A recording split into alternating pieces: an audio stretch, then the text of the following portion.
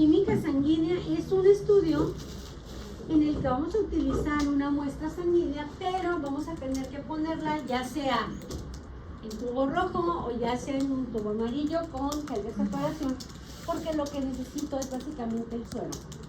¿De acuerdo?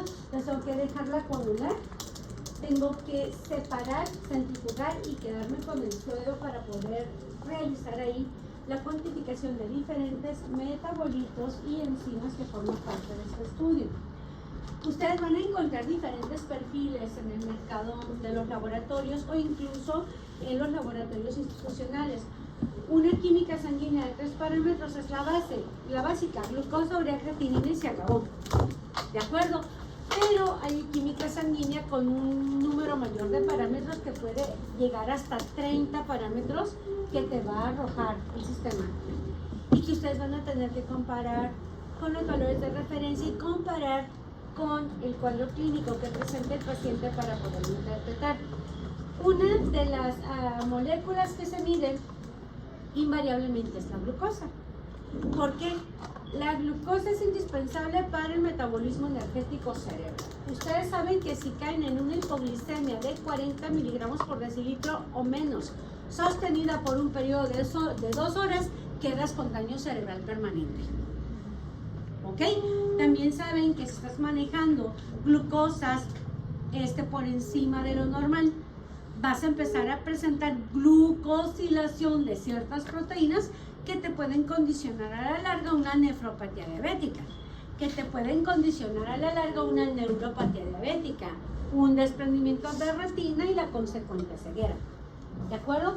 Entonces, este es un metabolito que se va a cuantificar sí o sí dentro de una química sanguínea básica. Y dentro de la química sanguínea vamos a tener solo la cuantificación de lo que viene siendo la glucosa en sangre, pero no es la única prueba que hay. Necesitamos saber valores de glucosa para poder determinar si mi paciente lo maneja adecuadamente, si es intolerante a la glucosa o lo que la gente dice prediabético, que en realidad es intolerancia a la glucosa, o si ya eres un diabético. Y también tenemos pruebas de seguimiento, entonces hay pruebas diagnósticas y pruebas de seguimiento. Dentro de lo que viene siendo la química sanguínea, para que se valide el valor de una glucosa, ¿sí? Tienes que tener un ayuno entre 8 y 12 horas. ¿De acuerdo, jóvenes? Entonces, eso es para que puedas confiar en el valor de la glucosa. Ahora, si lo que hicieron fue tomar una química sanguínea, porque acabas de recoger a un paciente de la vía pública, está accidentado y necesitas hacer un procedimiento, y si te pueden decir más o menos en qué horario fue su última comida, pues ya vas a aplicar lo que viene siendo la curva de absorción de la glucosa. Si su última comida fue entre media hora y 1 hora, debe estar abajo de 180 y se considera normal. ¿Sí? Si la toma de muestras se hizo a las 2 horas aproximadamente de haber ingerido alimentos, tiene que estar la glucosa abajo de 140 y se considera normal. Si tiene 3 horas de haber ingerido alimentos, tiene que estar abajo de 126 y se considera normal. Es hasta las 4 horas de ayuno que debe regresar a los valores de referencia normal de ayuno, que van normalmente de 70 a 105. ¿De acuerdo? Sin embargo, hay 2 maneras de hacer la toma de muestra. En laboratorio, muestra venosa. Pero ustedes salen a comunidad con bastante frecuencia, ¿cierto? Y ahí es de tiro por viaje, que casi siempre están monitoreando glucosa a los pacientes, con un glucómetro y una lanceta, ¿ok? La cuestión aquí es la siguiente para que tengan cuidado. Cuando se toma una muestra capilar en relación a una muestra venosa, si esta muestra se tomó entre la primera media hora y la hora, ¿sí? Estamos hablando de que tenemos una sobrecarga capilar que está en proceso de entregar sangre a tejido. Por lo tanto, la sangre capilar durante la primera media hora y la hora puede estar de 20 a 30 miligramos por decilitro por encima de la sangre venosa.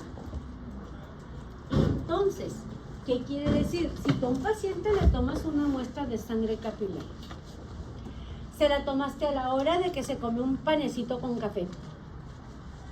Y la glucosa te den 170, está bien, porque lo más seguro es que va a andar, como la tomaste entre la primera hora y estás en periodo de sobrecarga, lo más seguro es que ese 170 no es 170, es un 150 o es un 140, ¿me explico? Por las diferencias entre sangre venosa y sangre capilar, eso hay que tomarlo en cuenta, sobre todo cuando tomas la muestra entre la media hora y la hora. ¿De acuerdo? Porque en ocasiones ya le estás dando un diagnóstico al paciente que no es. Vale, esa es una. Otra, si te dan valores de 60 miligramos por decilitro ligeramente abajo, es importante realizar una prueba de tolerancia a la glucosa. ¿Por qué? Porque puede estar cursando por una etapa de hiperinsulinemia previa a empezar con un proceso de diabetes. ¿De acuerdo? Entonces hay que verificar comportamiento de curva. Y hay que cuidar en el paciente diabético el hecho de no sobredosificarse con los hipoglucemiantes porque pueden ocasionar daño cerebral permanente. ¿De acuerdo? Hubo una experiencia en una familia, bueno, no en la familia directa, pero sí en una amistad de una cuñada que tengo. Es una persona que trabajaba en el Seguro Social, diabética. Entonces, en una de esas, ella vivía con uno de sus hermanos. Es un día de la mañana, se levanta el muchacho, se va a trabajar. Ella pues, se levantaba un poquito más tarde, así que él regresa por la tarde, la vio que estaba en su cuarto, o sea, no vio ningún cambio, llegó temprano, se acostó.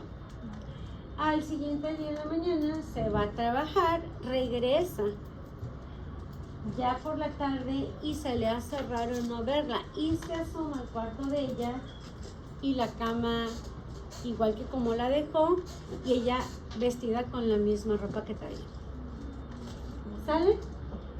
Se pasó de hipoglucemiante y ya tenía daño cerebral. Ya no se pudo hacer nada, ni siquiera poniendo glucosa la pudieron sacar adelante porque ya no tenía 2 horas, ya tenía cerca de 40 horas en hipoglucemia. ¿De acuerdo? Ya no se le pudo hacer nada, lo único que se hizo fue mantenerla hospitalizada en lo que se dio el deceso. Murió en las siguientes 24 horas. Entonces, ojo, les comento esto para que se den cuenta de la importancia que tiene monitorear la glucosa en pacientes con diabetes. Tan dañino es una hiperglicemia como una hipo, pero es peor la hipo porque si no la controlas o si no la resuelves rápido vas a tener daño cerebral. Sin embargo, hay pacientes que por hiperglicemia entran en coma diabético, ¿verdad? Pero en cuanto les metes insulina y empiezas a controlar lo que viene siendo la glucosa, empiezan como a regresar, a diferencia de la falta de energía por fallo de glucosa. Entonces, tan malo es que se eleve como que se disminuya y no te des cuenta y dures por un tiempo prolongado. Por eso es tan importante saber cómo interpretarlo. ¿De acuerdo? Ahora, esto es para evaluar cómo está el paciente. ¿Te servirá como diagnóstico? Te puede servir siempre y cuando durante varios días consecutivos los valores de glucosa en ayunas estén por arriba de 126. Entonces, es una prueba de seguimiento, salud, pero también puede servir de diagnóstico. ¿De acuerdo? Ahora, el diagnóstico más específico se realiza con otra prueba llamada prueba de tolerancia a la glucosa o curva de tolerancia a la glucosa. ¿De acuerdo? En este caso, tienes que tener a un paciente en ayunas entre 8 y 12 horas. Tiene que haber consumido carbohidratos en la semana previa. No se la puedes hacer a un paciente que esté llevando una dieta keto, porque aunque sea diabético te va a salir sano. Porque está llevando una dieta keto, tú le metes una carga de glucosa, las células están ávidas de glucosa, ¡boom!, la van a jalar de golpe. Entonces, para hacer una PTG, te tienes que asegurar de que el paciente coma cerca de 100 gramos de carbohidratos diarios, al menos en los últimos 3 días, para que la curva no te salga sesgada o falsa. ¿De acuerdo? Ahora, la carga de glucosa, que fue la ahorita que les dieron a ustedes, ¿se acuerdan cuando hicieron esa práctica? Y que algunos de ustedes duraron con dolor de cabeza todo el santo día de guacala porque te dieron glucosa de golpe y porrazo y te la tuviste que tomar en menos de 5 minutos. Hasta raspaba la garganta de lo dulce que estaba. Ah, exactamente, exactamente. Y hay gente que le gusta tanto que dice, no me puedes dar otra. Te digo porque así me tocó. Sobre todo las embarazadas. Ay, qué rica esta, me puedo tomar esta. No, doña, le va a cerrar el chamaco que trae ahí adentro. Se le va a poner bien hiperactivo. ¿Ok? Ojo, en una paciente no gestante la carga es de 75 gramos de glucosa. Si van a hacer una prueba de tolerancia a la glucosa como tamiz gestacional para descartar diabetes gestacional, la carga es de 100 gramos. 25 gramos más. Obviamente, por el producto, son 2 entidades que van a generar glucosa. ¿De acuerdo? Y esta, básicamente, se sugiere que se haga por la mañana. Si el paciente empieza a presentar reacciones vasovagales o del sistema nervioso vegetativo y él vomita, la prueba se suspende y no la puedes iniciar ese mismo día porque no puedes predecir qué tanta glucosa realmente absorbió y qué tanta regresó. Ahora, esto nos lo dejan a nosotros. Laboratorio, ¿qué van a hacer ustedes? Lo que ustedes van a hacer es interpretar, ¿de acuerdo? En la interpretación se sugiere que después de la carga se haga un monitoreo de 3 horas, ¿de acuerdo? Y se sugiere toma de muestra basal previo a la carga de glucosa. Ahora, si tú tienes 4 valores de glucosa, ¿cómo determinas si el paciente es diabético o no? ¿Puede repetir la pregunta? Va. Si tú tienes 4 valores de glucosa, la basal, primero, sin haberle dado nada. Luego, después de la basal, le das la carga que se tiene que tomar en menos de 5 minutos. Ah, igual me... ¿Salen? Y luego tienes otros 3 valores. 1 hora poscarga, 2 horas poscarga, 3 horas poscarga. ¿En qué te basas o qué tomas en cuenta para decir mi paciente está normal, mi paciente es intolerante a la glucosa o mi paciente es diabético? En la poscarga, ¿Y qué tantos valores? mayor de 200. Depende del horario, tienes que seguir la cinética de absorción y eso lo vieron en endocrinos cuando dieron insulina. ¿Sale? Ojo, ustedes saben. Es ahí donde está el reto, interpretación, y ya empezamos con los retos. ¿Sale? Ustedes, en lo que viene siendo endocrino, debieron haber visto lo que es la carga o la curva de distribución de la glucosa. ¿Sale? Tiempo 0, valor de referencia mínimo 70, valor de referencia máximo 105 y hasta umbral de glucosa renal 180. No es de que... Aquí lo acabo de buscar, pero me sale que a las 2 horas, como que te maneja rangos de cada hora. Sí, eso es lo que voy a Sale de hacer. 140 a 199 la posición. Ujú, ahí está. La de... Vas a verlo ahorita. ¿Sale? Beckham va. 30 minutos poscarga, 1 hora, 2 horas, 3 horas, 4 horas. ¿Ok? Supongamos que tienes un paciente con 75 miligramos en ayunas. Le das la carga de 75 gramos, hombre o mujer, ¿sale? Y el pico máximo de absorción se va a dar entre la media hora y la hora. Mientras el pico máximo de absorción no sobrepase los 180, la paciente o el paciente es normal. ¿Sí? Por eso vemos que a 1 hora poscarga, dependiendo del equipo de medición, el valor de referencia siempre está por debajo del umbral renal de reabsorción de glucosa. Algunas te la marcan como abajo de 195, otras te la marcan como abajo de 180, ¿sí? O abajo de 185, están pegados al 180. Vale, para las 2 horas se supone que debe de andar por debajo de 140.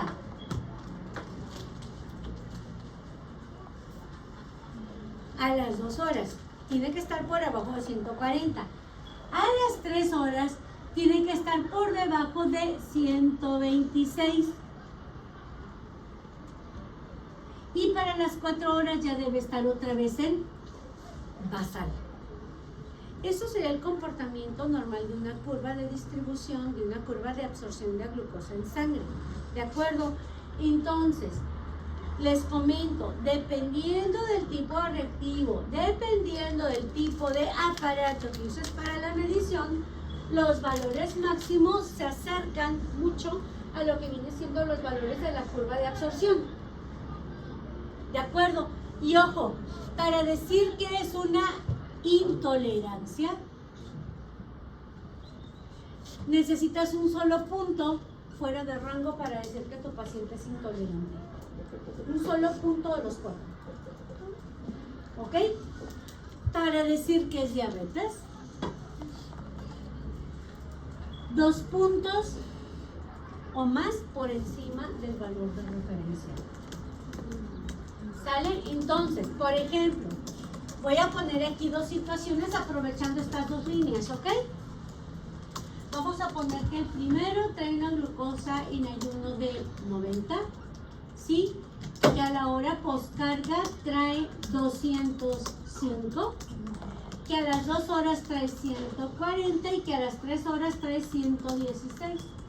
Y voy a poner otro ejemplo. A lo mejor aquí tengo un paciente con 80 en basal, con 180 a primera, vamos a poner aquí un 170 a la primera hora, y la glucosa postcarga a 2 horas la traen 150 y en 135 a las 3 horas.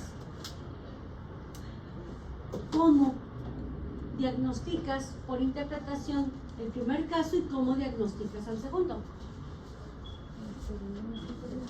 Pues el primero como... Ay, Ojo, el primero está normal en basal, ¿cierto? ajá, El segundo está ligeramente arriba. ajá, sí, El tercero muy pegadito al límite, sí. pero normal. Normal. Y a las 3 horas está dentro de rangos. Por lo tanto, el primer paciente es intolerante a la glucosa o prediabético.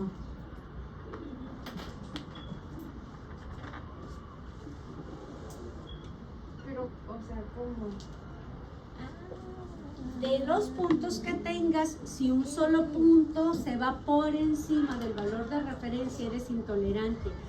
Si 2 valores se te van por encima, independientemente de que sea el valor de ayuno, el valor de 1 hora postcarga, 2 horas postcarga o 3 horas postcarga, 2 valores se te van por encima del valor de referencia, ya es diabético. Así es como se interpreta. Se la de Está ya. hace 2 semanas. En esta prueba, ya ven que nos piden la primera la glucosa en ayuno. Ajá.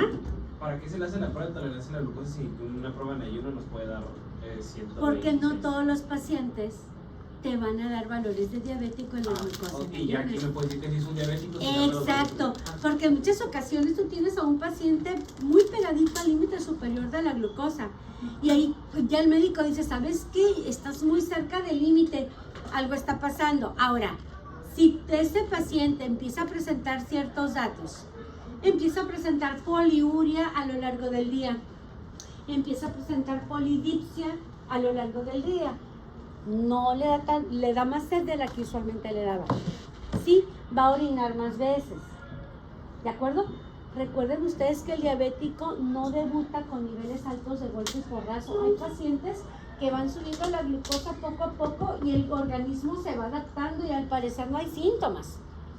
Y se van a topar ustedes en la clínica con pacientes que le hagan la glucometría o el dextrostic estando en el consultorio y van a andar con 200, 300 de glucosa. Sí, y el paciente sin síntomas. ¡Qué buena onda! ¿Por qué? Porque lo he ido desarrollando progresivamente a lo largo de mucho tiempo y el cuerpo se va adaptando. Lo mismo sucede con la presión arterial, por eso le llaman el asesino silencioso. ¿De acuerdo? Entonces, cuando en un paciente tú tienes datos probables de una diabetes y en tu química sanguínea te está dando valores normales, pero pegados al límite superior, y cada vez que le haces la prueba los mantiene el límite superior, una de dos, no lo quieres picotear para ver prueba de tolerancia a la glucosa cuando es paciente con antecedentes familiares de diabetes.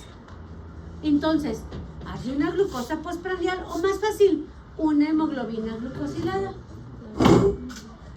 ¿Qué sería un solo pinchazo? ¿Sí? ¿Cuánto Este es tarda un- en dar la hemoglobina glucosilada? ¿Cuánto tarda en la Depende de la técnica y cómo la tenga el laboratorio agendada. Sí. Química nos hubiera dado esta clase hace 2 semanas. La verdad es que sí. Les digo que todo va a servir, lo que pasa es que no siempre Nos hubiera ayudado para no salud siempre se pública. va ¿cómo se llama? No siempre se va aterrizando como debe, y como han habido así asuetos y todo eso, pues si no nos quitaran clases a lo mejor lo hubiéramos visto, ¿verdad? Hasta Ok. 2 semanas. Entonces, ojo, está de aquí, ya tengo, ojo, la primera normal, la segunda normal, pero vean, la tercera y la cuarta está alta. Eso quiere decir que no necesariamente los primeros valores tienen que estar elevados. Sí, teniendo 2, este paciente ya es diabético. O sea, al principio sí reacciona bien, Pero después ya no alcanza, ajá, como que es poquita la insulina que libera, no libera la suficiente. ¿Sí me explico? Entonces no alcanza a meter la glucosa ya en las últimas etapas porque se termina degradando. ¿Sí me explico? Ok, entonces esta es la parte importante de cómo se tiene que interpretar la curva de tolerancia. Ahora, muchos médicos no usan esta. ¿Por qué? Porque al paciente lo tienes que tener 4 horas en el laboratorio y no se vale que diga, voy a hacer un mandado de regreso para que me haga la toma. No, el paciente se tiene que quedar allí. Porque el hacer ejercicio consume glucosa y te puede dar resultados falsos normales. ¿Sí me explico? Entonces implica 4 horas de estancia en el laboratorio. No puedes comer ni nada. Nada. A partir de que haces la toma, la carga, ya no comes nada hasta que terminas la curva. ¿Ni agüita? Nada. Agüita poquita, de a traguito para que no se seque la boca. Ok. Pero que tú digas, voy por una botezote porque traigo sed, no se vale. Te diluye. Y si en ese trans tomas la muestra, va a estar diluida. Son muchos los factores que influyen. Por eso muchos médicos no la solicitan. Pero que sí pueden solicitar la hemoglobina glucosilada. ¿Ok? Solo que la hemoglobina glucosilada no vas a utilizar suero. ¿Qué es lo que estás midiendo? Hemoglobina con glucosa pegada. ¿Y en dónde está ubicada la hemoglobina? ¿En los glóbulos rojos? Por lo tanto ocupa sangre total obtenida y recuperada en un tubo con EDTA, tubito morado, para evitar que coagule. Ahí se debe de tomar la muestra para una hemoglobina glucosilada. ¿Cuál es la ventaja de la hemoglobina glucosilada? Que te da una idea de cómo ha andado la glucosa de tu paciente en los últimos 2 a 3 meses. ¿Por qué razón? Todos nosotros vamos a manejar hemoglobina glucosilada en cierto porcentaje. ¿De acuerdo? ¿Por qué? Porque todos manejamos una glucosa mínima de 70, 65 cuando muy bajito. Entonces, si tú tienes glucosa normal, la fracción A1C de la hemoglobina A1 tiene una alta afinidad por la glucosa. Se da una glucosilación no enzimática, pero irreversible. ¿Qué quiere decir? Que una vez que se pega la glucosa, valió cacahuate, ya se quedó pegada. ¿Sí me explico? Y como un eritrocito tiene un tiempo de vida de 120 días, si se glucosiló el día 10, el resto de sus 120 días va a estar glucosilado. Por eso te da un tiempo de monitoreo de 2 a 3 meses. ¿Sí? Esta prueba es la cazatramposos. ¿Por qué? Imagínate, vas a ir a lo que viene siendo tu revisión como diabético que eres con tu médico general. Pero, pues puro churro que te apegas a la dieta. Y se te olvida tu bendita metformina, o se te olvida tu glibenclamida o los nuevos medicamentos hipoglucemiantes que hay. Pero no se te olvida el postre. ¿Sale? Entonces, ¿qué hacer para que no te regañe tan feo? Pues que ya sabes que si vas al laboratorio mañana te va a salir la glucosa alta porque no has dejado de comer galletitas, postrecitos, chocolates y todo lo que tú gustes y mandes. ¿Y qué hace la noche anterior? En lugar de echarse una glibenclamida, se avienta 2 o 3. De tal manera que le baje la glucosa en sangre a valor normal. Créeme que lo hacen, te lo juro. Pero muchos no saben que la hemoglobina glicosilada no se puede disminuir con hipoglucemiante porque, como dijimos hace rato, una vez que se pega la glucosa a la fracción A1C, ya se quedó ahí hasta que el eritrocito se destruye en el vaso. Entonces, usualmente el médico que monitorea un diabético, ¿qué le pide? Glucosa y hemoglobina glucosilada, y cuando ve glucosa normal y la hemoglobina glucosilada en el cielo, agárrate por la regañera. Y ahí es donde se lo cacha. Pero ojo, hay un pequeño detalle. Si estoy midiendo glucosa pegada a la hemoglobina, esto implica que si tengo algún proceso de anemia, puedo tener falsos elevados o falsos disminuidos. Por lo tanto, si tu paciente diabético tiene algún tipo de anemia, ¿podrás utilizar de manera confiable el valor de hemoglobina glucosilada? No. Para que tú puedas utilizar la prueba de hemoglobina glucosilada, te tienes que asegurar de que tu paciente no tiene ningún tipo de anemia. Esa es la gran moraleja. ¿De acuerdo? Entonces, normalmente, niveles altos, falsos altos.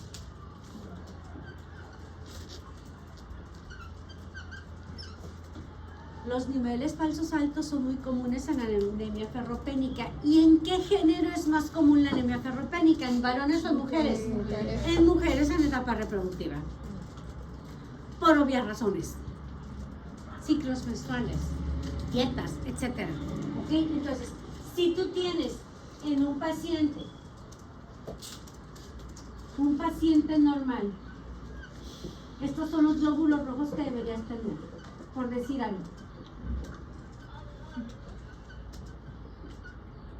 Tamaño normal, normocíticos, normocrómicos. A lo mejor este paciente trae una glucosa promedio de 180 miligramos por decilitro en ayunas, o sea, diabético declarado. ¿Ok? Y a esto correspondería una hemoglobina fracción A1C de alrededor de 7.8%, que está alto. ¿Sale? Ok, si tú esto lo comparas con un paciente que tiene menos glóbulos rojos, más chiquitos y con poca hemoglobina, con el mismo valor de 180, es como si la glucosa fuera el pastel para repartir en el número de invitados. ¿En dónde hay más invitados? ¿Paciente con hemoglobina normal o paciente con anemia ferropénica? Pues con hemoglobina normal. Por lo tanto, les toca de a menos glucosa, ¿cierto? Pero en donde hay menos invitados, les toca de a más glucosa. Por lo tanto, lo que en un paciente normal, la hemoglobina A1C sería de 7.8, en este paciente, la hemoglobina A1C, con el mismo promedio de glucosa en ayuno, te podría dar un 9%. Este es un falso alto, por anemia ferropénica. ¿Me explico?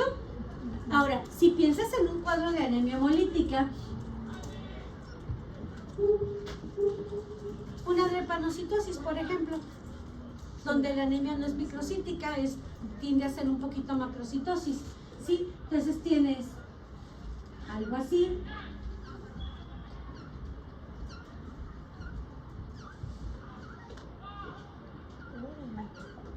¿Ok? Con el mismo 180 de glucosa promedio, ¿sale? Pero resulta que estos eritrocitos que ya se habían glucosilado, ya se listaron, porque tienes una anemia hemolítica, a la hora de que tú cuantificas la hemoglobina glucosilada, los que están cruzados ya no están. Va a salir menor. Te va a salir menor, en lugar de un 7.8, a lo mejor aquí te va a dar una hemoglobina glucosilada del 6%, y este es un falso bajo. Es por eso que la hemoglobina glucosilada, jóvenes, solo se puede utilizar, y es el estándar de oro, el gold standard, ya sea para diagnosticar paciente con diabetes o para hacer seguimiento de un paciente diabético, pero solo si tu paciente presenta valores de hemoglobina y hematocrito normales con relación a género y edad. Única, no le entendí muy bien al de Ok. la anemia hemolítica. Anemia hemolítica, tienes los eritrocitos que debes, pero se están rompiendo antes de tiempo. Y ahí es. Y parte de los que se están rompiendo ya estaban glucosilados. Ok, esa era Por mi lo duda. tanto, vas a captar menos hemoglobina glucosilada. Ok, entonces se lisan después de que ya se les había pegado la glucosa. Exacto, y ya no se alcanzan a cuantificar. Va. Es por eso que la moraleja aquí sí, hemoglobina es el estándar de oro, la hemoglobina glucosilada, siempre y cuando tu paciente no tenga anemia. Paciente con anemia no es la prueba óptima de monitoreo. Y si no es la prueba óptima de monitoreo, ¿cómo puedes monitorear a un paciente? Ah, bueno, sí, estos son los valores de referencia. Ahorita ya se ajustó, llega hasta 5.4, ¿sí? Hasta 5.4 es normal, de 5.4 a 6 es intolerante, arriba de 5.4 ya pisas cierto grado de intolerancia. En un paciente diabético, si se mantiene abajo de 7, qué fregón, control óptimo, anda por debajo de 140, ¿ok?